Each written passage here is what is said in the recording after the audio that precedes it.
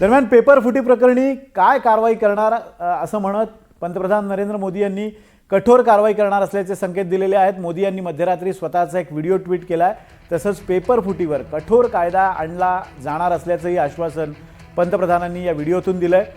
त्यानुसार संध्याकाळी केंद्रीय मंत्रिमंडळाच्या बैठकीत पेपर फुटीबाबतच्या कायद्याला मंजुरी देण्यात आली असून लवकरच हा प्रस्तावित कायदा संसदेत मांडण्यात येणार आहे।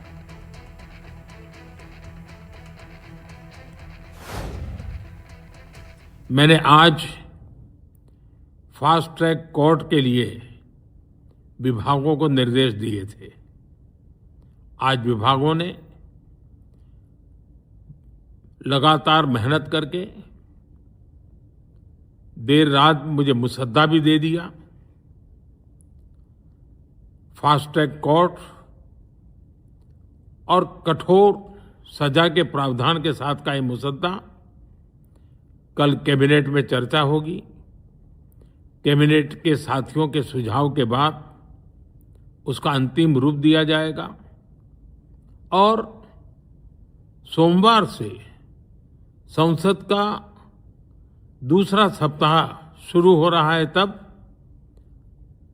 जल्द से जल्द उस बिल को सदन में पारित कराने का प्रयास किया जाएगा।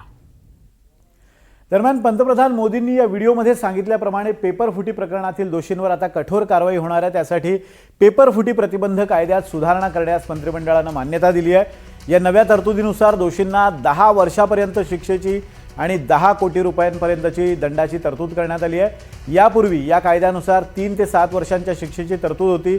जर एखादी संस्था त्यात इन्व्हॉल्वड असेल तर 10 वर्षांपर्यंतच्या शिक्षेची तरतूद होती आणि 1 कोटी रुपयांपर्यंतच्या दंडाची तरतूद होती। ती आता वाढवून 10 कोटी करण्यात आली आहे। दरम्यान पेपर फुटी संदर्भातल्या नव्या विधेयकात नेमकं काय आपण पाहूयात ग्राफिक्सच्या माध्यमातून। पेपर फुटी संदर्भात संघटित गुन्हेगारी प्रकरणात 10 वर्षांचा तुरुंगवास आता असणार आहे।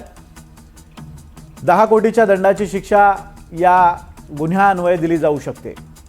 फास्ट ट्रॅक कोर्टात हे प्रकरण चालवलं जाणार। 3 महिन्यात सुनावणी पूर्ण होणार असं या कायद्यात तरतूद करण्यात आलेली आहे। सध्या या संदर्भातल्या कायद्यात 3 ते 5 वर्षांची शिक्षा आणि 10 लाखांपर्यंतचा दंड ठोठावण्याची तरतूद आहे।